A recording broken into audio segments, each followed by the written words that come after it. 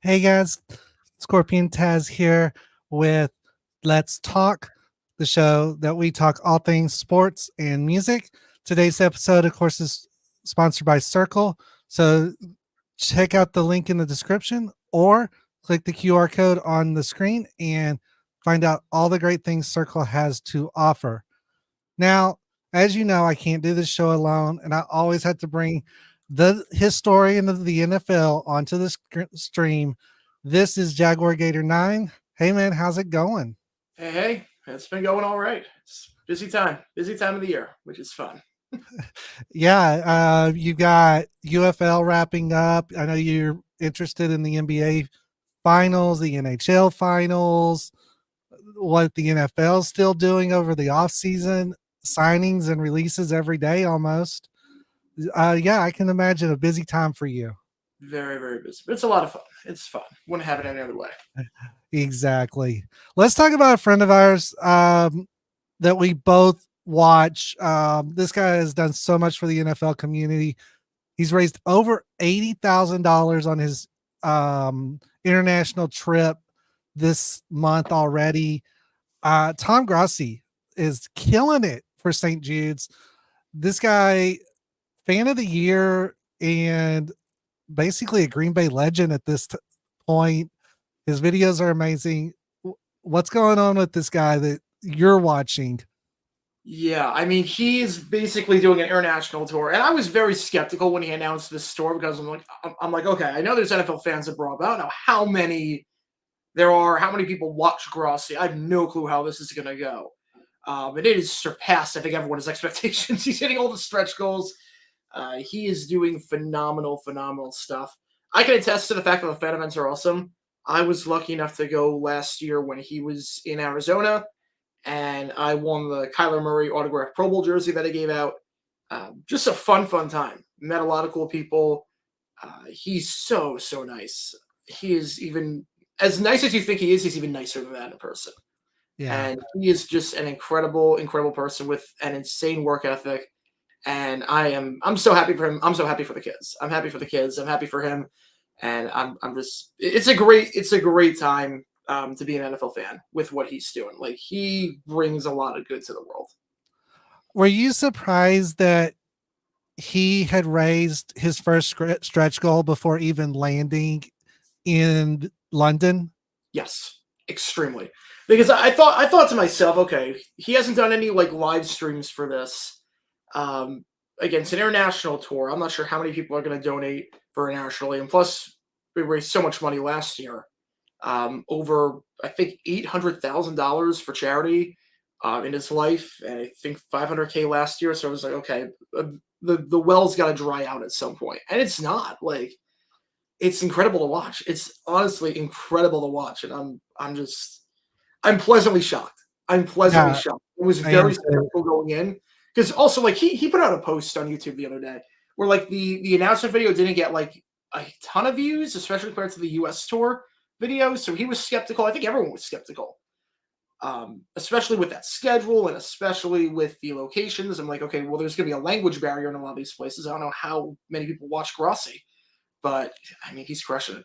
He's absolutely crushing it. This is one guy that has taken NFL content and just grown it to be what it is. His fan reactions every week after the games, after the Monday night games conclude, he gets that out that night.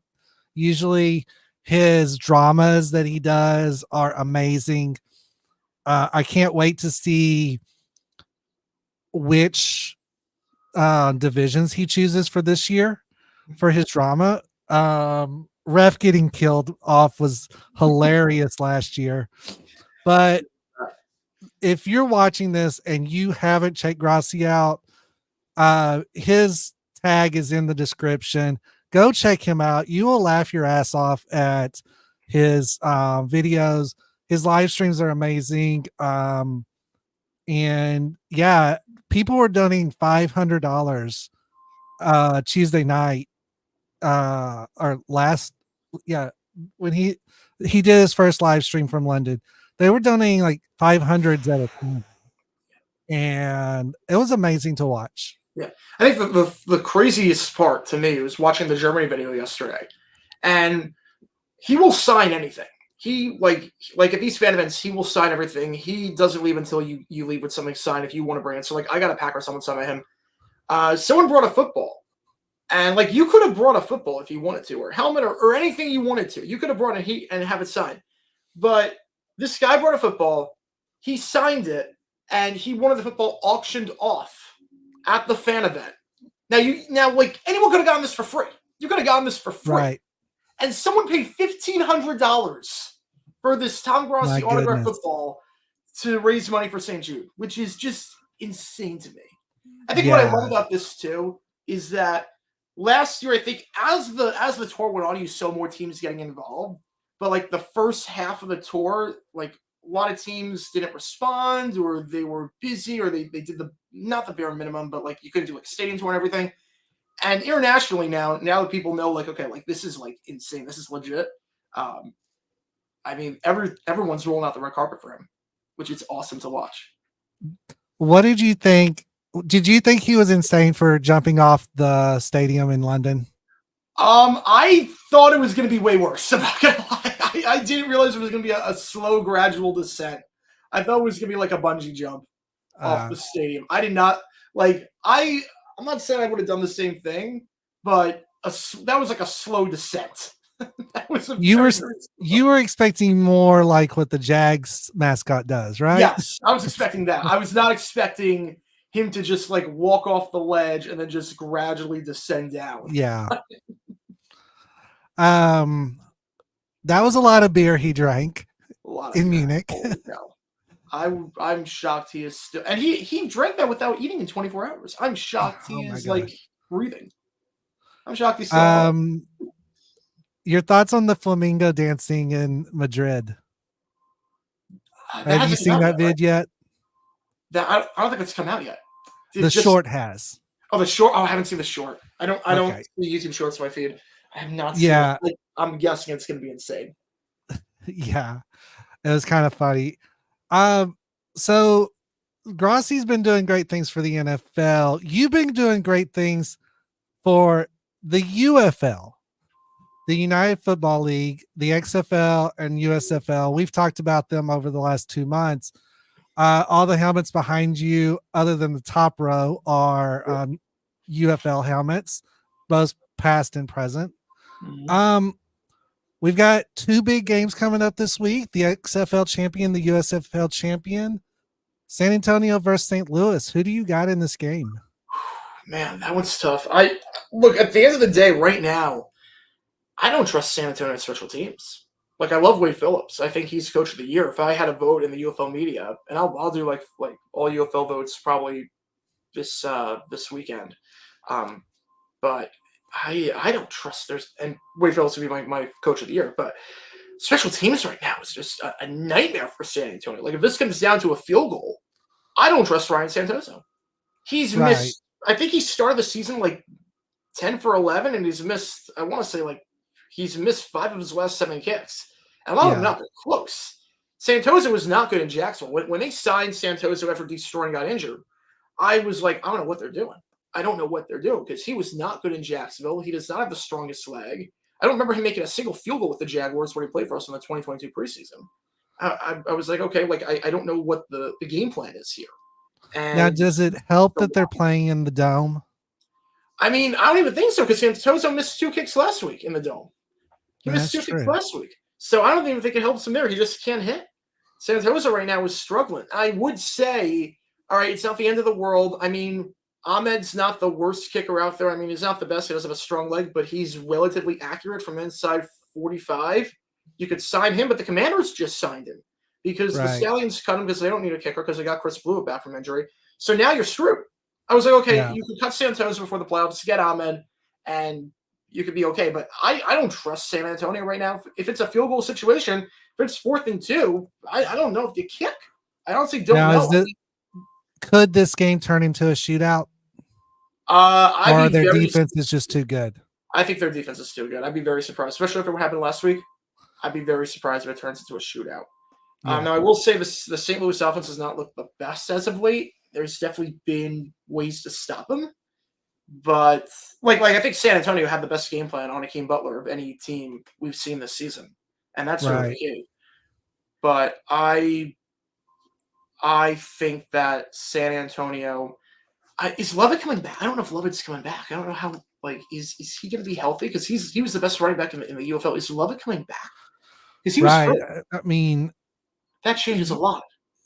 Yeah, it does. I mean, St. Louis played 2 games without their starting quarterback, and you could really see the difference. Oh yeah. I mean, you drop out your number one running back, you drop out a number one receiver, any of those skill positions, that number one person is the most important person, and not having them really changes game plans.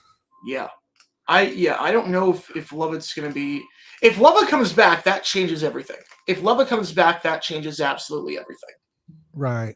If he doesn't come back, again, it's not that San Antonio's running offense is bad without Lovett, but he just adds so much. He's like the only running back I've seen that I think could make he has like a running back 3 in the NFL, maybe a running back 2. He changes so much. He adds so much in terms of a dynamic element behind the line of scrimmage to the San Antonio team. If he's healthy, that changes things. But right now, I'm taking St. Louis. Right now, I would take St. Louis to win this game just because I don't trust their kicking situation and I don't trust their running game if Lovett's not healthy. I don't know the status with him. Right. What about Michigan and Birmingham? They're going to be playing in Birmingham, which means outdoors. And Jake Bates missed a pretty chip shot field goal from what we thought in the last game. What's going on with these two? This is another one we don't have the injury status. This is another one where there was a dumb play last week. There was a really, really stupid play last week where Bryce Perkins is the starting quarterback, essentially, for the Panthers. He's better than Danny Etling. Way better than Danny Etling. Right. The game last week was meaningless. The game last week, Birmingham... It was a backup game. Yeah, it was... I mean, they didn't play the backups, but it was basically a meaningless game where you have vanilla schemes. You're not necessarily trying to win the game, you're just trying to get out of it healthy. Because no matter what happened, these two teams are going to meet in the USFL championship, and the game was going to be in Birmingham. Because even if Michigan won, there was a scheduling conflict at Ford Field. Right. And there was a play where Bryce Perkins decided in the open field to hurdle a guy. And he got injured, and he had to leave the game, and he didn't come back. I don't know if he's going to be healthy. But this game, I don't trust Michigan with Danny Etling at quarterback. I don't know how you can. I think Perkins is way better than Etling, and I don't know how you can trust him if Perkins is not ready to go. I will say that unlike the NFL, who is really transparent with injuries and with talking about timelines for their players to come back on major injuries, the UFL has been kind of quiet when it comes to injury reporting. Yeah. Do you think that's just the difference of coverage, or do you think that's the fact that we're dealing with essentially minor league versus national juggernaut? I think part of it's difference of coverage. I think part of it is the fact that these teams are not training in their home cities, so there's no local media. It's right. They're all practicing in Texas and they're flying out for the game. So I think they're in DFW. Yeah, and there's very few interviews made. I actually just saw that. Just looked it up on Twitter. Danny Etling will start at QB. Bryce Perkins' status currently unknown, but head coach Mike Nolan is hopeful he can be active for Saturday. Which at least he's not dealing with something broke. Yeah, hopefully he'll be active. But then why would Etling be starting? Because he's not. We know he's not the guy. Yeah, who do you got for this game? I mean, is it Birmingham? You can't bet against Birmingham. Now, I will say Adrian Martinez and the offense has not looked as good over the past few weeks. I think San Antonio figured out the formula to stop them. But Birmingham, you can't bet against Birmingham. You can't bet against a team that in the regular season – you can't bet against a team that if you combine the playoffs over the last 3 seasons is 30-4. You can't bet against a team that's 30-4 when the other team is playing their backup quarterback, and the Stallions have who is probably going to be the MVP of the league. Is this about like taking the Chiefs fully healthy and trying to play the Packers on their backup quarterback? I mean, I don't know about that necessarily, but I would definitely say it would be kind of crazy to bet against Birmingham right now.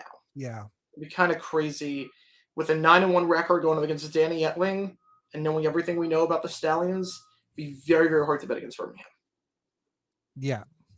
So your predictions for the championship game are St. Louis and Birmingham, huh? Yeah, my prediction at the start of the season was St. Louis, Birmingham. I think I had Birmingham winning it all at the start of the season. It's funny because I should have done this on DraftKings. I should have done this. You could bet like the odds for the UFL. It was like St. Louis was like plus 380 to win it all, and Birmingham was plus 300. So I was like, okay, I think these two teams are better than everyone else. If I bet on both of them, the same amount on both of them, I'm going to come out on top either way, as long as one of them wins. I didn't do it, and I'm kicking myself. I'm kicking myself for that because I think that right. Who are your two MVPs for the two conferences for the regular season? The regular season, man, I mean, MVP is kind of a quarterback award. I would have said Jake Bates for the USFL before some of until he started missing. But I mean, he's still really good. Like Michigan, there's like 2 or 3 games that are 2 or 3 games they don't win without him. But I'm going to say Martinez in the USFL and McCarron in the XFL. I think those are pretty safe picks. Yeah. For MVP. Where would you rank Perez overall for quarterbacks this season? 3. Yeah, I'd probably say 3. Number 3. Yeah. I mean, I know he led league in passing yards. He played fine. Especially it was their defense that really it was that stoop defense that just couldn't hang on, wasn't it? Yeah. That game against DC was a killer where they were up by, I think it was 15 points or 14 points with and Stoops just let them Stoops just let DC run all over his defense. Yeah. Like I really honestly think that Arlington at 3-7, I think they were a better team than DC was this year. Yeah. I think on the eye test, I think Arlington was better. Well, let's move from the UFL to the NBA and NHL. Mavs Celtics in the NBA, Oilers Panthers in the NHL. How many games is it going to take in each one, and who comes out on top? You got Celtics in 7 and Oilers in 6. The Celtics were my pick from the start of the season, for the playoffs, I should say. They're just the Mavs kind of came out of nowhere for you, didn't they? Not really out of nowhere. I mean, I had them in the Western Conference Finals. I had them in. I think it was. Who did I have? I think I had Mavs against Nuggets, but I had the Nuggets winning the Western Conference. But I had the Mavericks because I thought the Mavs were going to win their first round series, and I thought they were going to beat the Thunder because I just didn't know about the Thunder with their inexperience and their youth. And I mean, Kyrie that seems to be the theme with the Thunder every year, doesn't it? Yeah, and Kyrie and Luka are like 2 of the best closers in NBA history. They're 2 of the top 5, and they're the top 2 right now. Like game on the line. You asked me what guys you want. You could pick 2 guys to have the ball in your hands at the very end of the game. I'm taking Kyrie and I'm taking Luka. They're on the same team. Yeah. So I mean, really good backcourt, really, really good play with the guards, and the Celtics are just a really well-rounded, well-balanced team. I think this is the best finals on paper in a long time. I think this is the best finals on paper, at least, since Spurs Heat 2013. I think on paper, at least. Now Celtics have home court, right? Celtics have home court, yes. So game 7, you think they're gonna split it in Dallas, take the 3 in Dallas, and Celtics take the 3 in Boston, and then come back and it's gonna be a bloodbath? Be entirely like that. I think probably like Celtics take 2 out of 3 in Boston, and the Mavs take 2 out of 3 in Dallas, and then game 7, I think Boston wins. But we have not had a great NBA Finals in a while. We've had some decent ones. Last year was terrible. Last year was one of the worst I've ever seen. We've had some decent ones. Celtics Warriors was fine. Suns Bucks was like legitimately good, but Yeah. Unfortunately for me, came out on the wrong end of it. But we really haven't had a lot of good finals lately. This one looks very, very good. I'm very disappointed if it's not a good finals. Well, and given where I live, and I'm a Mavs fan, Yeah. and I'm dealing with coworkers that are Celtics fans. Yeah. I'm gonna have a hell of a week. Oh, it's gonna be insane. Yeah. Eternal bragging rights are the worst week of your life. It's gonna be one of the two. Right. The only thing better would have been if the Stars could have made it in. Yeah. But they did get outplayed. I tip my hat to Edmonton because that they outplayed the Stars. Yeah. But I'm shocked. Game 6, 10 shots on goal. I'm shocked by that. Yeah. Who wins a play game with 10 shots on goal? That was kind of for me, it was like, oh crap, this is gonna be a bad game. Let's talk something that we said we probably weren't going to talk about, but with the debacle of it, we got to. Yeah. Was the NFL drunk or high when they chose what schedule to use? Oh, jeez. They were combination of both. This is why you don't combine drugs. Don't do drugs, but don't combine drugs. Because this is one of the worst schedules I've ever seen in my life. Like, there's so many flaws with this schedule that I don't even know where to begin. I really don't even know where to begin. And to make it clear, this is an AWS assisted schedule. Yeah. If they can do this for the NFL, imagine what they can do for your business. Right. Even more. Yeah. Let's start with Houston's issues. Well, in my opinion, one of these is not an issue. It's actually a good thing. For the first time in several years, Houston doesn't have to play the same team in 3 weeks. Yeah. That's a good thing. That should always be. You should never play twice in 3 weeks. And the Dallas Houston game got put in a primetime spot, which doesn't always happen. Yeah, I'm not surprised it was primetime. Maybe I'm a bit surprised it was Monday Night Football. I thought it was going to be either Sunday night or maybe Thanksgiving. But I had a feeling Cowboys-Texans, Lone Star State battle, I had a feeling that was going to be a big game on national TV in some capacity. Right. I'm just a bit interested because it's like the 2 biggest Cowboys-Texans games of all time, oddly enough, both on ESPN. Because the first ever game the Texans played was against the Cowboys in 2002. That was on Sunday Football when it was on ESPN. Now this one is on ESPN. So I'm a bit surprised that the NFL kind of allowed that to happen, or ESPN. Like, they got a good deal there. They got a really good deal. Yeah, ESPN. I mean, ESPN kind of got a mixed bag on paper, but so does Amazon. So we're not real sure how this is going to go. Yeah, that's usually a Thursday. The Monday night games, they're mixed. The Sunday night games are usually the best, and then Thursday and Monday you get some splits. Now, Jacksonville, rough stretch to start it and rough stretch to end it, but a fairly decent stretch in the middle. This is not going to be an easy season for Trevor, is it? No. Well, I don't know about Trevor, but I don't know about this team. I mean, look, at the end of the day, this team collapsed last year. I don't think this team is as good as people think they are. I don't think this team is as good as the front office thinks it is. And to start the season off with 4 straight games against playoff teams from last year, including the Texans. Yeah, including the Texans, which I'm not looking forward to. The Dolphins in the brutal heat, which doesn't benefit us at all. Because the Dolphins can run the ball at will. The Dolphins have the best rushing offense in football. We do not have that. We have ETN, but we have no depth behind him, so ETN's going to get gassed quickly.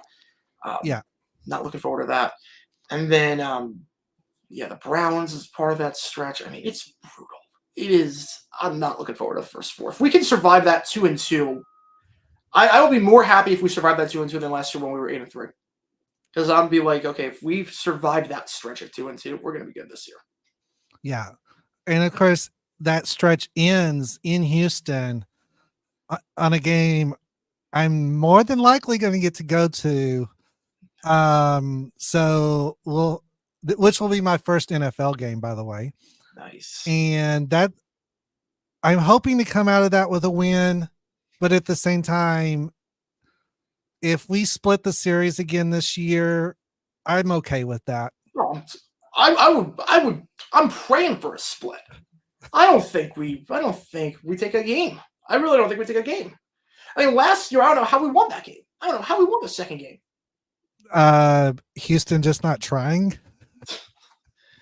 Like I don't know how like the defense could not stop CJ Stroud and magically like the miss off the crossbar. I was like, how on earth did we get away with that? I don't know how. The refereeing was terrible that game, though. The refereeing was just, the refs were the worst ref game I've ever seen. The worst ref game of the season was Jaguars Texans last year. Fun game, but the worst for the whole game for a whole game. The worst refs. The worst reffing call was that Dallas Detroit game. Yeah, but it was like the offensive pass interference. I was like, okay, we're like the pick's coming back because Ingram was clearly being wrapped around and held. And then they didn't call it back. I'm like, why? Like that's the clear-cut textbook definition of defense pass interference. And then the refs are like, you know what? We're right. We're going to make up for it on the next 3 drives. They're going to give you all the calls. I'm like, oh, okay. It's not how it should work. I was like, what? Like it was like this bogus pass interference against you guys the next drive. Well, it's clearly a makeup call. I'm like, okay. Yeah. That's how it's all right. So you released a video on JG9 News about this. Week 18, the same old, same old? Yeah, pretty much. So in a Reddit AMA, Mike North was asked about repeat matchups in week 18. And he said, we try not to have the same matchups. Like we do our absolute best to make sure we're not getting the same matchups over and over again, which makes sense. No one wants to see that. Right. Every 6 years is when you repeat. Yeah. And yet we have Cowboys against the Commanders and the Giants against the Eagles for the 3rd straight season to end the year. And we have at the same exact location, Bears at Packers and then Vikings at Lions for the 2nd straight year, which you just have to look. And the crazy part is that the league says, oh, we base like stuff off history and whatnot. Like we look at previous schedules and whatnot, but clearly they don't because otherwise they would have caught this. There's a very easy fix to this, a very easy fix. You can either do one or two things. You can either say, you know what? We want the schedule to be a rotational schedule. So every 6 years, you play each team twice. Every 3 years, you play each team once. And every 6 years, you play 3 on the road and 3 at home.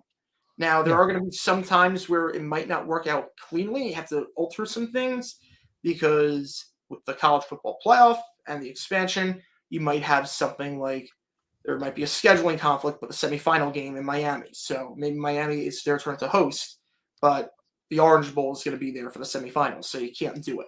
Which, that's fine. That happens. But there's like 3 or 4 teams they have to work around. 3 or 4 teams they have to work around with that.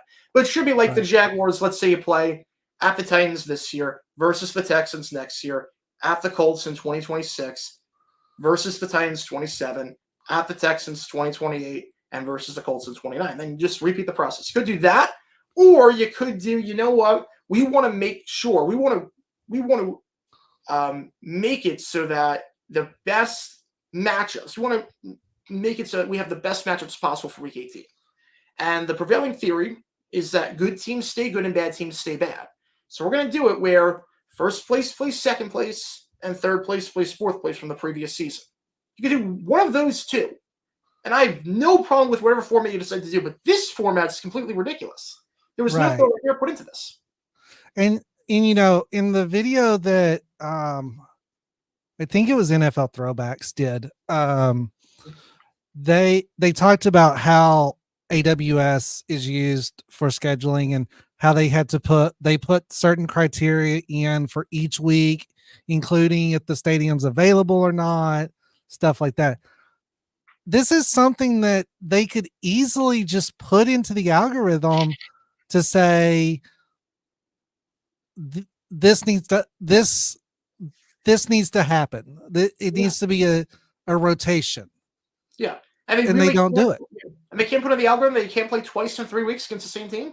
They can't put that in the algorithm. Like, right. It's like a very easy fix. Or like, you can't, or you have to have a division game before week 11. Yeah. It seems like a very easy fix that says like the schedule's null and void if this team shows up twice in a month. If it shows up twice in the same exact month, It can't be a thing. Like, you don't even need a computer. You really can just do it by hand. You really can just do it by hand. I mean, baseball did it for hand by years and it worked. Were we better off before they started using AWS? Yes, I think we were. I mean, I know we had some crappy schedules, but they weren't rampant. And what, we've had 2 in the last 3 years? Yeah. I think the problem also is that before they did AWS, there weren't as many primetime games. Like Thursday Night Football's now the entire season. They've got the Netflix Christmas games. They got international games at 9:30. Like, there's more things to put in, but you really can do it by hand. You really can do it by hand. And there really should be something in the algorithm that says, okay, you can't start the season at home and on the road. I mean, not start the season and end the season at the same spot. Right. You have to 16 teams will start their season at home, and 16 teams will end their season at home. But I think it's unfair to start and end the season on the road like the Jaguars have done the last 2 years. Do you think that divisional games, your 2 sets of divisional games, need to come at 3 games in the first 8 weeks, 3 games in the second 8 weeks? Yeah, just like the Premier League does, just like soccer does. Because the thing is that the trade deadline is moved back because you want to incentivize trades, which makes sense. I get it. I like that. I like that move by the NFL. Move the trade deadline back. But when you're looking at the trade deadline, you're looking at, okay, are we going to buy or are we going to sell? What do we need? What do we need to make a run? And usually, if you've played all non-divisional games, you don't know what you need for your run against your division. Right, like the Steelers don't have a game until week 11 against a divisional opponent. That's past the trade deadline. So they don't know, okay, what do we need to beat the Ravens? What do we need to beat the Browns? What do we need to beat the Bengals? Same thing with the Bears. We don't know with the Bears. Like, what do they need to beat the Packers, the Vikings, the Lions? Because they don't have a divisional game until week 11. Right. And we don't know if Nickelodeon's getting a game yet this year. So David's comment. I'm assuming they will. I'm assuming it's probably going to be a playoff game or maybe a Thanksgiving game, but they haven't announced anything yet. But they're not doing Christmas, which kind of stinks. Yeah. I think Nick losing Christmas is the NFL is going to hurt on not letting that happen. Yeah, I think the NFL made a bad decision going to Netflix on Christmas. Yeah. And there's still the unknown. There's still the unknown. Yeah. Can Netflix handle it? Right. And it's not even just of that. It's also the idea of a lot of people spend Christmas with their families. A lot of people spend it at their grandparents' house. Yeah. A lot of people don't have smart TVs. A lot of these people that are in their 60s and their 70s, they don't have smart TVs. No one's going to be people are not going to be able to watch the game. Yeah. Like the amount of panic that's going to happen at Christmas parties when they're not able to watch the game, they have to figure something out because their grandparents don't have a smart TV. Right. It's going to be crazy. Yeah. Yeah. And like I said last month, my parents do have smart TVs, but how well is Netflix going to perform if you're trying to watch, if one TV is trying to watch the game and then the kids are in the other room trying to watch cartoons on Netflix? Yeah. Now you're splitting your bandwidth, and my parents don't have a lot of bandwidth. They've only got 50 meg. Yeah. And because they're on an old they're on a legacy deal from the Time Warner Charter merger. They're on a legacy plan. So yeah, it's a headache for them. But it's not even like the Peacock game for the playoffs, because at least with that you could watch it at a bar. Right. You could watch it at a bar. No bars are open. What bars are open on Christmas? Right, exactly. So you can't even do that. I mean, what are you gonna do? Figure out how to get one of the movie theaters in town to show the game? Yeah, I don't know. I mean, I know Christmas, like movie theaters are open on Christmas, but they're big in New York on Christmas. They're big in New York, but that's because it's a high Jewish population. But yeah, it's I don't know how you're gonna get it to work. I think they got too greedy. And the fact they're not doing any test games beforehand is insane to me.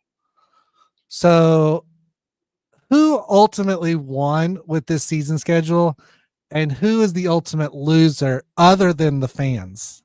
Yeah, I mean, the loser for me is the Steelers. That stretch at the end is brutal, and to not make divisional games till week 11. I mean, 6 of your final 8 games are against divisional teams and in the toughest division in the NFL. I mean, that was the toughest division in NFL history last year. And the Bengals were last place. The Bengals might be the second best team in the AFC right now. They might be top 3, maybe second best with a healthy Burrow. They were the worst team in the division last year.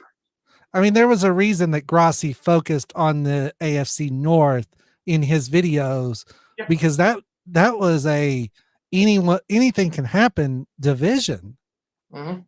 And I think it is going to be this year as well. I mean, Lamar is still in his peak and he's not going nowhere. Still as mobile as ever. Mm-hmm. Burrow, like you said, probably part of the top 5 in the NFL. And then you got Watson coming back. Hopefully for the Browns, he's coming back. Hopefully for all of us that have to watch, he isn't. But hopefully not. I think the Steelers are the only big question mark at quarterback, right? Yeah, I mean, I think Russ is an upgrade over Pickett. I think it's an upgrade over Pickett. Yeah. But I mean, then again, anyone's an upgrade over Pickett. But I mean, the Browns except maybe Mac Jones. Yeah, except maybe Mac Jones. Yeah, I mean, Watson, I don't know how he's going to play. I mean, he had one good half last year. Like, I think he's not like we have to move past the fact that he's not the same guy that he was. He's not going to get. Going to be rusty. Yeah, he's not going to be what he was prior, like in 2017, 2018. He's not going to be that guy. Right. Those days are done. He's not that guy anymore. So yeah. I think the Browns are the worst team on paper, but they're still. I mean, with that defense, they're still a good team. Yeah, that defense is top notch. And that defense won them some games last year they shouldn't have won. Oh, yeah. So, yeah, that makes a lot of sense. Who ultimately won this, though? Who won the schedule lottery? Was it the Chiefs? Honestly, I think the Texans did pretty well. I think the Texans did very well in terms of the national games they got, the spreading out of the games. I think Houston made out very, very well. I think the schedule makers did Houston very solid. Yeah. The other thing is the fact that Giants have like so many games in prime time, and the Jets have 7 of the first 11 national TV. I'm like, okay. Yeah. Like, that's kind of surprised me, but that's that Aaron Rodgers effect, right? Yeah. Let's just hope we don't have a repeat of last year because I think 4 plays in, no one expected that. Yeah. Giants, Bengals, and Sunday Night Football, I don't know what they were thinking. That's like the worst. I'm like, what are you possibly doing? Right. So let's go from the pros. Let's go back down to college now. I wanted to make sure this was accurate before we talked about it. I wanted all the details I could find on this. NCAA starts their new playoff format this year. Did they get it right this time, or are there still some kinks to work out with this? I mean, I think we have to see how it works out, but I think they got it right. I think 12 is a good number. I think 12 is a really good number because you allow the Power 4 champions in, you allow a group of 5 team in, you allow teams that had 10 wins in. At the end of the day, people want to say, oh, like the playoff dilutes the regular season. Well, here's the thing. In the FCS, we have 24 teams make the playoffs, so no one complains about that. At the end of the day, 12 teams make it out of like 130. Yeah, it's 131 right now. Yeah, that's still like, what, 7% of the teams making it? You can't say it dilutes. Even if you want to say, okay, well, for the Power 4, there's like 80, whatever, there's like 80 teams in the Power 4, 11 of them make it. That's still like 12 or 13%. Right. You can't see it dilutes the field. This is not like the NBA or the NHL. This is not like we're letting 50% of the teams in the playoff. This is, right. We're still letting the best of the best in there. This is just that one bad loss can't destroy it. Like, can we really say, like, obviously Georgia didn't deserve to make the playoff last year, but like, can we really say that they weren't like in consideration to be a top 4 team? Like Florida State last year. I mean, I know they were undefeated and they were like injury, QB injury and everything. And like at the time they went up, but if you go undefeated and you're in a power conference, can you really say you don't deserve to be in the playoff? But then again, I have no problem leaving them out because of the 4 that made it. So I think 12 is a solid number. I have no problem with 12. Now, how this is going to work is the top 4 get a bye. Now, do you foresee those top 4 always being the Power 4 champions? Barring anything crazy, it would have to take something like a Cincinnati situation. It would have to be something like Cincinnati. I think you have to win your conference to do it too. I Yeah, don't it think you has can. to So Notre the Dame can't do it. Notre Dame right. can't ever host. The highest ranked group of 5 champion gets the 5th auto bid. Right. Right, but the top 4, you can't get a bye if like Notre Dame can't ever get a bye under this system. Right. I mean, so if Arizona wins the Big 12, they're automatically in. And let's say Michigan wins the Big 10, they're automatically in. Mhm. But then you have someone like, I'll just throw a group of 5 out there, someone like UConn that happens to have a phenomenal year, Yeah. I think that's your worry and about. they win their conference, and they're the highest ranked group of 5, they're automatically in, but maybe they're not above one of the Power 4. Right. I think what's going to happen is that you could still see a group of 5 team hosting or getting a bye, I should say, getting a bye. Yeah. I think the reason why is because you sometimes get these fluke results in the conference championship. You sometimes get these teams where they win it with a 9-4 season, a 9-3 season. If you have a team like a Boise State or a team in the American, if you have a team like that goes undefeated, and you have a 9-3 ACC champion who is second and then wins, like I think a group of 5 team could still do it. It's not likely, but I think once every 5 years we will see a group of 5 team being a top 4 team. Yeah. So the first week, obviously, those 4 get a bye. 5 host, and then it's standard tournament style seating. Yep. 5 host 12, 6 host 11, 7 host 10, and 8 host 9. But they don't reseed after that round. Does that make sense to you, or is that kind of a cop out to allow the Big 4 to kind of run ramshot over these teams that have to play to get in? I actually think it makes sense. I think it makes sense. No other college sport reseeds. Like March Madness doesn't reseed. Right. The super regionals in baseball don't reseed.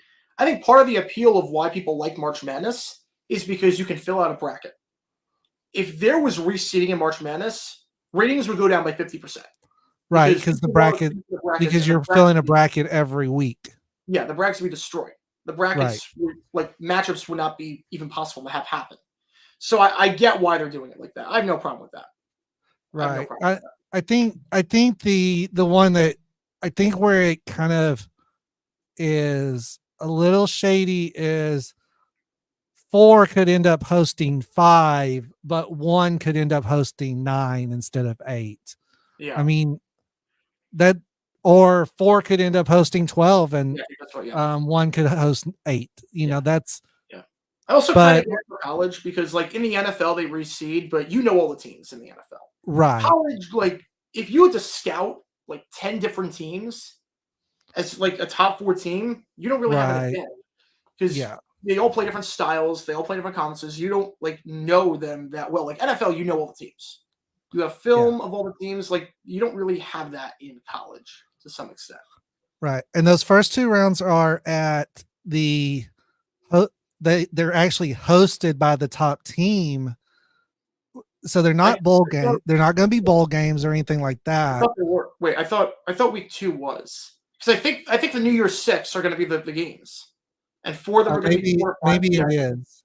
Yeah, I think it's going to be because the Rose Bowl and the Sugar Bowl will always be quarterfinals. Oh yeah. Yeah, so it's going to be the New Year's 6 games. They'll alternate. So 4 of them will be quarterfinals. 2 of them will be semifinals. Yeah, I wrote it down wrong. Yeah, you're correct. And I think it's good. I think Rose and Sugar will always be January 1st, and then they'll like alternate every other year between Fiesta, Orange, Cotton, and Peach for the semifinal and the quarterfinal.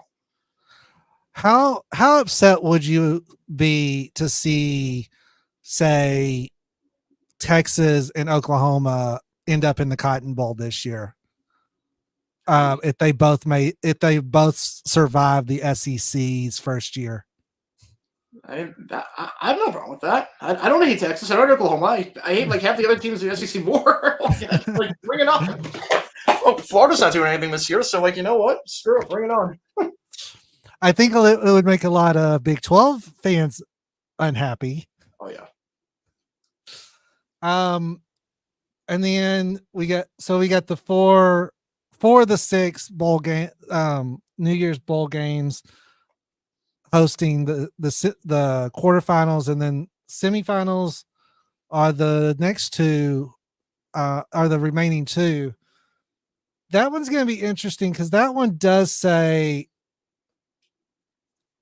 from how it's written, it's 1, 8, or 9, depending on who wins, would host 4, 5 would be the home team, and 4, 5, or 12 and 12 respectively are the away team. Could this potentially end up in someone that shouldn't be there on paper making it to the semifinals and winning it? I mean, I don't know about that. Like say a TCU. I don't know about that just because it's not like March Madness where there's a committee and they can let teams in with like 18 and 16 records. You're not getting in unless you have at least 9 wins. You're not getting in. Probably not even unless you have 10 wins. You're probably not getting in unless you win your conference. You're going to be a legitimate contender unless somehow you squeaked by in your championship game. Pretty much, yeah. So we could see another TCU incident, but very unlikely now with the way this is going to be set up. Very unlikely, yeah. And then neutral site rotation, don't know where it's going to be each year type championship game. Is this obviously, this format was talked about for several years, implements this year. And like I asked at the beginning, could they have done anything different, or is 12 kind of the magic number right now? I mean, they could go 14. I don't really want to go 16 unless you allow multiple group of 5 teams in. If you allow 2 group of 5 teams in, I have no problem with that. But for what it is, like I'll take this expanded playoff. It's been a long time coming. I know, like people say, yeah.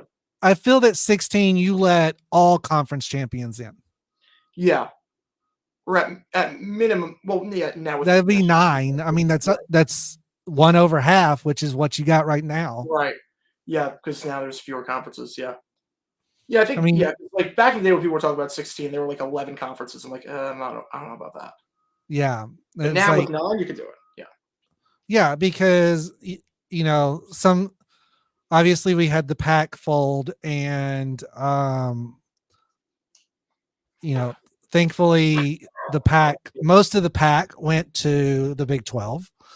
We know some that didn't, but I think the Big 12 and the Pac merging was what we've been talking about that for like 3 years now, right? Been a long time coming. Been a long time coming for a lot of those schools to leave the Pac-12. But it's the reverse of what everyone was talking about when Texas and Oklahoma announced they would be leaving. Everyone's like, "Oh, the Big 12 needs to go to the Pac," and now it's the Pac went to the Big 12. Yeah, Oklahoma, like the Big 12 saved itself. I don't know how they did it. I don't know how the Big 12, I mean, you talk about great leadership. The Big 12 saving itself when they were the conference that was going to get obliterated a decade ago to now being the clear-cut number 3 conference. Yeah. It's funny because every time they elect a new commissioner, it's turmoil when that commissioner takes control. And all 3 of them have righted the ship every time, and it's like, okay, let's have some stability for 10 years now. Yeah, I think conference realignment will be done at least for a while. Maybe not with the ACC, but in terms of like the Big 12, in terms of losing teams, I don't think the Big 12 is losing anyone anytime soon. I think the Big 12, they don't have to worry about that. Right. Do you see a point where we have maybe 3 super conferences? I mean, wouldn't shock me with the way the ACC is going right now. Wouldn't ACC shock kind me. of split between the SEC and Big Ten, you think? Yeah, or even like the Big 12 too. They could split between a bunch of things. Like Louisville would probably be Big Big 12. 12, yeah. Yeah. Yeah. That's kind of where I see things going in the next 10, 15 years, but Hmm. stranger things have happened. Yeah. So, yeah. Well, as you know, I like to talk music, and I proposed a question to you on one of your live streams. Does Gen X music or who has the better and worse music? Gen X, millennials, and Gen Z. Obviously, Gen Alpha is still in the little kid phase, but here's the question: does today's music rely too much on the 80s and 90s for sampling? It's funny because I really like the song Houdini by Eminem. I really like that song, and that is clearly just a sample of Abracadabra. But Oh I yeah, think it's incredible. I think that's I think that's his best song in a decade. I really love that song. But but um, one thing Eminem does is really changes the song, whereas a lot of them just it's like okay, same meaning, same everything. Just going to mhm, use their music. I'm yeah, not going to be creative. yeah, I think that's the difference. Because like sampling has always been a thing. Sampling's been a thing for a while. Like some of the best songs ever come from samples. Right. Like like there is some song like Fantasy by Mariah Carey. Like that Yeah. might be her best song. And that's a sample of Genius of Love. And Right. that's like that was a creative sample. The thing with some samples is that they will sometimes just it'll be the same exact song. Like I'm Blue is or I'm Good is the laziest sample I've seen in a Oh while. yeah. Like it's literally just the same exact thing. It's the same It's blue. exact thing. Yeah. Yeah. Like Ghetto Superstar, a song I hear quite a yeah. bit at work. Oh yeah. Sampled Islands in the Stream, Yep. but they did it in a way that you really have to listen to realize that's the sample. Mhm. Even if You you know. don't know, like even if you don't listen to the sample, like to recognize it, like MC Hammer, like you can't touch this is clearly a sample of Super Free, Right. and it's not. But I like it better than the original.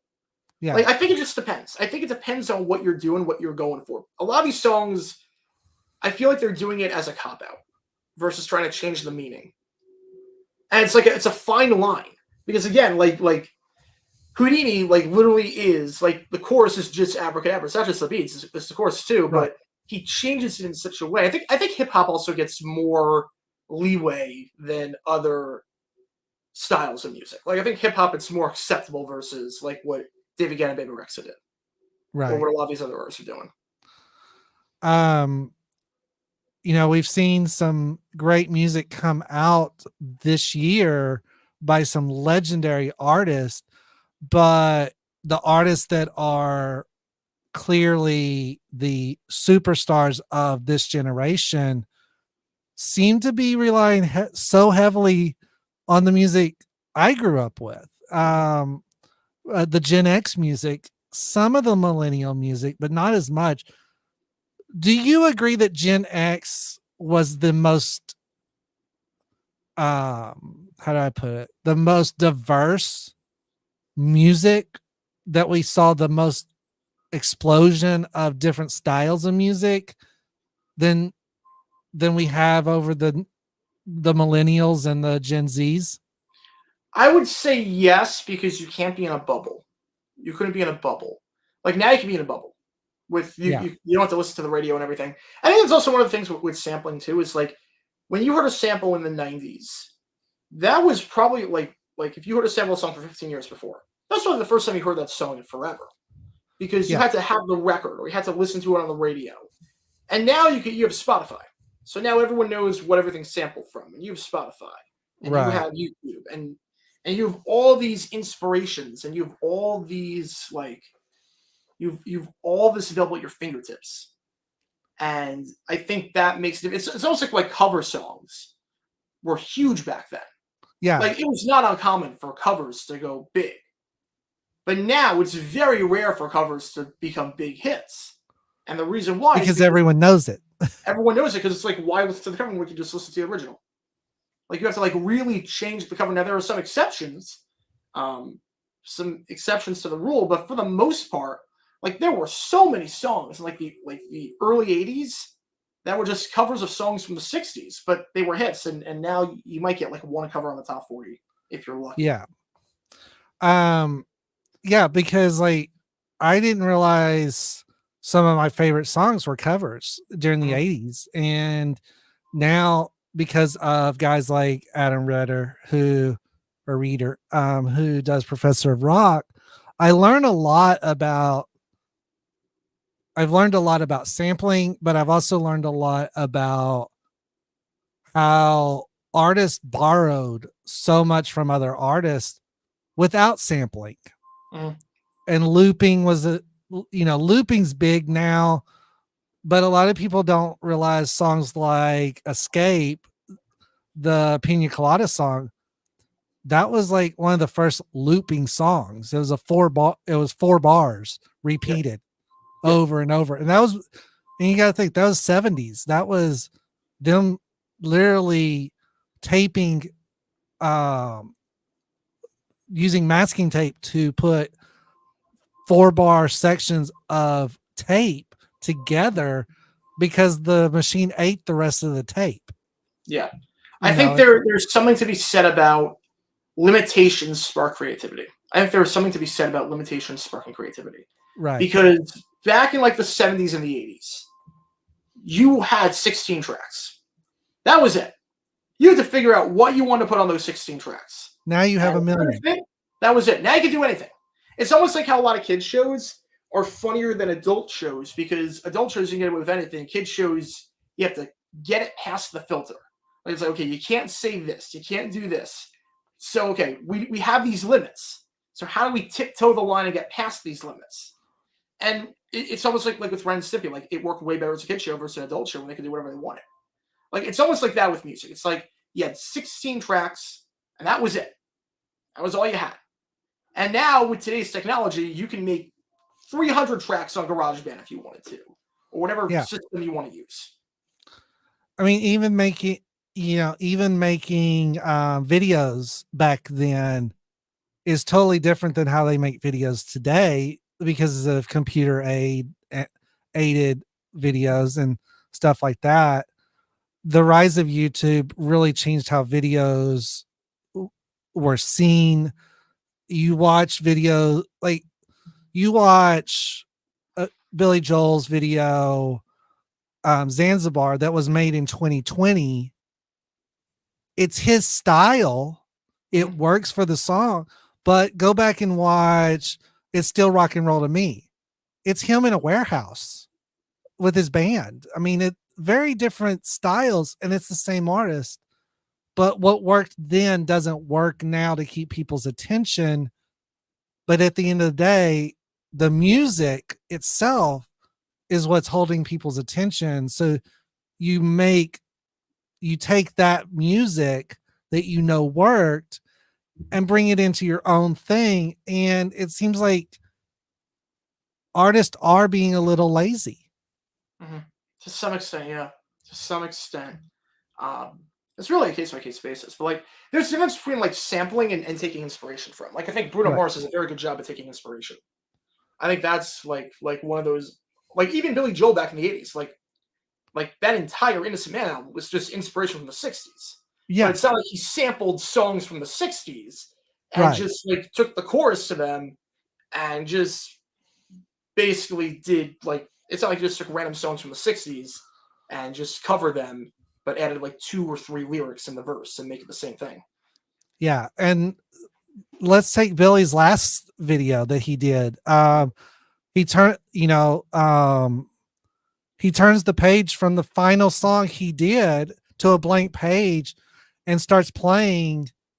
And at the end of the video, he has a new song written. Of course, we know the story behind that, that he worked with somebody to write that song. But at the end of the day, there was inspiration there to write it. And he didn't need anyone to say, oh, you've got to use this. You've got to take from this. He sat down and crafted a beautiful song that it really has two meanings. And it's amazing to see what came out of that. But not a lot of artists do that anymore. Not a lot of artists are like, well, let me sit down and write something completely original. We see it in country music, because country music has kind of been immune to the sampling of other songs. Now they'll do covers. They do covers all day long. Oh yeah. Chris Stapleton redoing Tennessee Whiskey, and Alan Jackson redoing Papa Top and stuff like that. That's all the time. But to have a true artist sit down and write an original song, something like Toby Keith's Beer for My Horses, that was him and Willie sitting down for an original song. I love that I love the way country has always presented itself as, yeah, we'll do some covers, but we're really focused on writing. Whereas hip hop, R&B, some pop is like, let's just use what we know works. Yeah. I think part of it is that, like, a lot of the country artists, like, if you want to make a big, you go to Nashville. So everyone's in this tight-knit community together. So you can have, like, in-person, you can see people and you can have in-person stuff. Pop music, it's all around the country. All around the country. Right. So if you're going to, like, collab or, like try to do something like that, like, you're not meeting with people in person for the most part. You're meeting virtually, and it's not the same. Right, it's not the same. And you're not seeing artists, like, every night. Like if you want to go like Nashville, you want inspiration for country, oh, easy, just go to any bar. Go any bar on Broadway where you live. And you can't really do that. Same with 6th Street in Austin. If you want Texas country, go to Austin, go to 6th Street. You'll hear 20 different versions of the same song. Yeah. I mean, that's basically why, like, a lot of these revolutions come from the same place. Like in the mid, like the 2003, 2004, when hip hop took over, there's a reason it was mainly Atlanta and Houston. Yeah. Because it was all centralized. I think that, like, when you have these great minds meeting together, I think you do get these changes in music. Yeah. The way that, and the way Nashville presents is very different than the way any other area presents their music, because a lot of times now, I know with the Chris Stapleton thing, he sought permission to do Tennessee Whiskey. There's art, but that's because I think that's more the respect side of it than just saying, oh, here's a quick buck. Yeah. Also, you completely change the song. Oh, yeah. I mean, I did not realize until I listened to the original that it's like a completely different song. I'm like, wait, this is the same exact, like, I did not realize same words, same words. Just like, let's completely change the arrangement. Yeah. I was like, that's the most skillful cover, like, I've seen, because it's like, it's tough. Like, basically, it's like, it's one thing to come up with something in the back of your mind. It's another thing to be like, okay, here's the original template. You have to stick with this template. It's almost like how Weird Al does it. Yeah. And now you have to rework the entire thing, but you have to stick with this. I actually saw an episode of The Voice, and it was not right after Blake had released this song, but it was in everyone's mind of God's Country. Blake had released it, and I think it was Gwen that actually had one of her contestants rework that song, same lyrics, completely different arrangement. And they interviewed Blake afterwards, and he's like, it blew my mind away to hear it like that. So not only do these artists have respect for the people that came before them, but the people that came before them are having respect for the people that are doing these covers and changing them enough to make it their own. And I think that's where country music succeeds. Yeah, and it ties into with Billy Joel too, because Garth Brooks, maybe one of the songs is "Shameless." Now it's kind of like different arrangement, like to some extent, like same notes and everything. Like it's not like we're seeing Little Texas where we change all the notes around, but it's got its own feel. Let's take an amazing yet underrated Billy Joel pop song. Let's put a cowboy spin on it musically, and let's have a number one hit with it. And Garth has said if it wasn't for Billy Joel, there would be no Garth Brooks. Mhm. So Garth takes inspiration from everywhere. He take Bob Seger, Billy Joel, Merle Haggard, George Jones, but you hear it when Billy Joel radio is on. Garth comes on and said there is no Garth without Billy Joel because of these 5 songs. Yeah. Miami 2077, Shameless, Piano Man, Stiletto. I think The Entertainer was on there too. And The Entertainer, yeah. Which surprised me that Stiletto was on that list. Yeah. A non-single. Yeah. Shameless. Yeah. Yeah. And it wasn't that they weren't good enough to be singles. It was just Billy felt that they weren't as good as the other tracks on the albums. Right.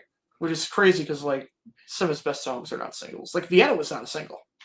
Yeah. That's like one of his most popular songs. Right. Scenes from an Italian Restaurant was not a single. New York State of Mind was not a single. It's like, okay, like yeah. These were songs, and they're his signature songs now. So it's like I'm amazed at how songs that weren't singles for a legend like Billy Joel became his standards. Mm-hmm. And I think some of that is the rise of digital music, but I think it also points to the fact that these were great songs. People love these songs even before digital music allowed you to get to see that these songs were popular. Yeah. I think also part of it is too, like back in the day, like DJs could play whatever they wanted to. Like there were so many songs that got big because a DJ liked it and played it and people wanted to know. And now with iHeart and Clear Channel basically controlling everything, it's tough to get something on the radio that's not a single. It's really tough to get something that's not a single. You have to go to the independent stations. You have to really work to get your single noticed. Yeah. Like the Donny Osmond situation in '89, there is no way that happens today. There is no way whatsoever a Donny Osmond situation or a Benny Mardones situation in '89 or a Jimmy Harding situation in '89. I don't know why all these things happened in '89, but there's no 89 was just a turbulent time for 89 was a very weird time in radio for the FCC. Rules were changing. Billboard was changing. It was just I think Billboard was really trying to go to let's figure out what's going on, because the way that they were used to doing it was for album sales was changing because of barcodes actually tracking sales. I forget the technology name that actually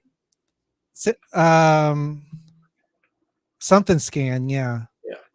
It actually helped Billboard track sales, and it really changed how the industry worked, because all of a sudden now you've got 2 country artists on the top of the sales charts every week, and Garth Brooks and Shania Twain.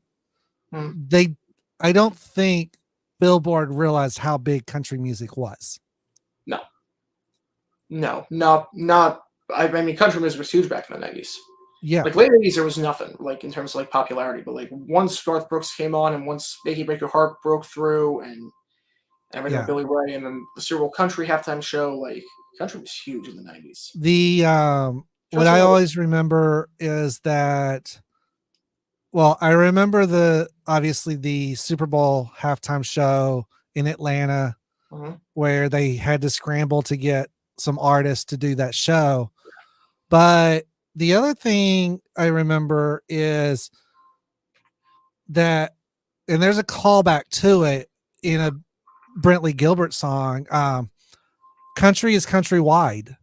And that really surprised people when they saw the numbers coming out of New York, LA, San Francisco, these non-Southern places that were where country sales were huge, where they thought, oh, it's all hip hop and R&B and top 40 music. No, there was a lot of country mixed in, and the numbers for that were huge at the time, I think. But you have the rise of radio country versus traditional Americana style country, and you really have that split in the early 90s too. Yeah. Oh yeah. You have artists like Emmylou Harris saying, no, I don't want to go that way. I'm going to stay with my roots. Dolly playing with back and forth. Kenny Rogers, all these legacy acts at the time, even like Alabama, Sawyer Brown, acts like that. They felt the transition. They were still releasing what they wanted with the label saying, hey, we need that single. Yeah, I mean, it did a song with NSYNC. I mean, that's... Yeah, I mean, John Michael Montgomery having a song that got covered by All for One. Yep. 2 songs. Alabama doing a song with NSYNC. That's how important it was to the labels. But at the same time, some of these artists were like, yeah, I really don't want to go down that road. And that's where you saw that split. And I appreciate the split, because there's some great Americana music out there, but there's some great radio country music out there too. I think what we really also saw the split, not just in the 90s, but I think the one of the biggest songs maybe in country, it's not even a country song, but in terms of like the turning point, you got to go to like 2004 when Tim McGraw, at like the peak of his career, did a song with Nelly. Yeah. Yeah. Like, that was nowhere. And like that was received very well. And I think at that moment the floodgates were, it was like, okay, like the dam is burst. Yeah. Like there's no going back. Because we, obviously we've had country had dabbles in pop culture with Kenny Rogers and The Gambler, Dolly, 9 to 5. You had those crossover hits, but like you said, it took Garth and Shania breaking down the barrier, and then Tim McGraw working with Nelly was just like, okay, here's the flood coming. And it's shocking that it didn't happen sooner to some extent, because like you would think like Sheena Easton started off as like a just traditional country act, and then she was like full on pop by the late 80s. Yeah, like she was like the original, obviously not like as popular by any means, but she was like the original Taylor Swift in that regard. I'm shocked like more artists didn't do that. Yeah. But once we got to the 2000s, like, okay. But then you had guys like, but then you had some stark traditionalists like Randy Travis, his reaction when one of his songs went onto the pop charts, he's like, well, get it off of there.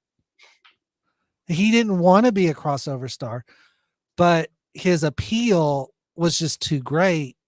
So he finally embraced it. But yeah, it's like, you don't realize how big you are until you start seeing those numbers. And then you have the record labels saying, well, you could do this. You could do this. And some people, it gets in their head and they're like, okay, let's go do that. And they alienate. And that's all forms of music. Oh yeah. I mean, Pink Floyd alienated so many people with Brick in the Wall Part 2. Kiss alienated people with their disco album. Yeah. Rolling Stones had number one that alienated people too. Huh? Rolling Stones had number one song with disco. Yeah. That alienated a ton of people. Yeah. It's happened, it's always happened, and you think about it, how many rock artists can say Hank Williams inspired them? Oh, yeah. How many rock artists say Bob Wills inspired them? Those are country artists, but they were popular. They were popular artists nationally that everyone was listening to. Same thing with Buddy Holly. Oh yeah. I mean, you listen to Roy Orbison stuff. Okay, is that country? Is that rock? Is that pop? It's it's a mix. Like You Got It. I don't know what You Got It would count as. It's a mix of everything. Yeah, Pretty Woman was a mix of everything. You slow it down a little, it's country. You speed it up a little, it's rock. Mm-hmm. It's like they just hit at the right time.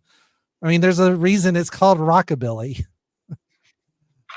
So yeah, the fact that music is always changing but is always looking to the past, I think, is the key takeaway that I kind of started with my question of, does today's music rely too heavily on the past, or is this status quo?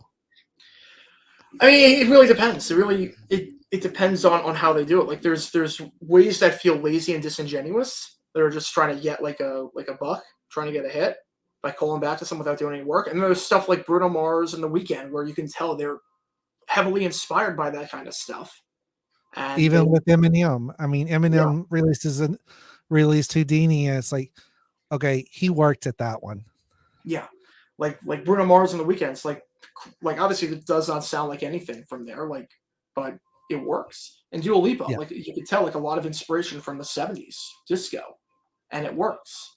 Like there's always going to be that nostalgia going back, and there's always going to be people that try to just cash in on it, and there's like no authenticity to it. But there's always going to be people that are like heavily inspired by that, and they want to make that kind of music. Exactly. So you're always going to have the Kenny Rogers fans. You're always going to have the Dolly Parton fans. You're always going to have the Michael Jackson fans, the Madonna fans that look back at their music and say, hey, I could do something with that. But I can do it in a way that makes sense, not that's lazy. And then you're going to have the people that say, hey, that's a catchy tune. Let me use that. Like a Vanilla Ice, like some of the ripoff artists have been. But even Vanilla Ice has come back and said, hey, I screwed up. I was a kid. Yeah. And he's still making music, just kind of more underground now. Yeah. It's funny because Vanilla Ice legitimately thought he was doing something with Ice Ice Baby. He legitimately thought like he was like, I remember he said like in an interview, no, it's different from Under Pressure because mine has an extra duh in it. And he really thought that made it different. Like it really doesn't. Yeah. Like the interview he did with Adam really opened my eyes to what he really was being pressured to do and what he thought he was doing right, but was completely doing it wrong. And he realizes that now. Yeah. So, I mean, he did a whole movie. He did a whole movie. Yeah. So it's hilarious. Yeah. Well, like always, thank you for doing this. Programming note for next month, for July, we will be doing this live the second Tuesday of the month instead of the first because somebody's going to be unavailable. I will be on a cruise. So yeah. So we will probably both put out post regarding that. Also look for the segments of this great conversation on my YouTube channel.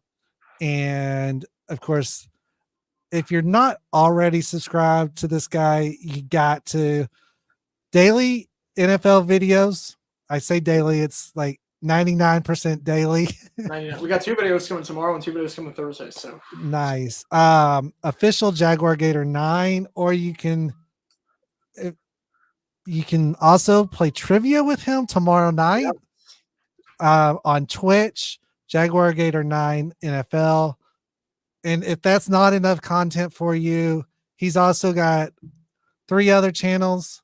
A news channel, JG9 News. We mentioned it earlier. I did link a video that you should go watch.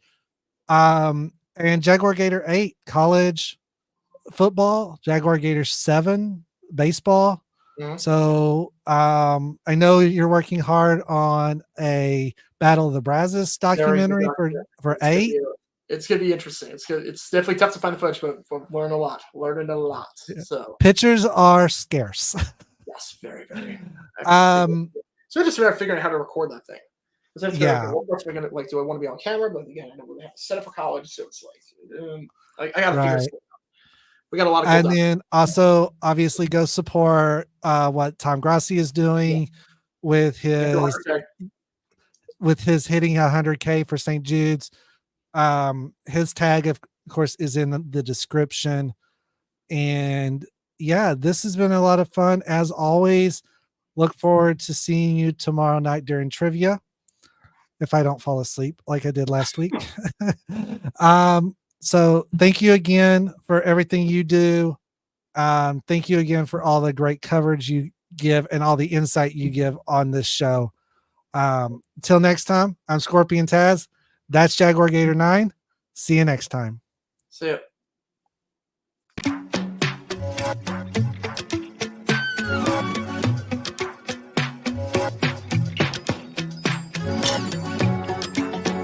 Oh, quick.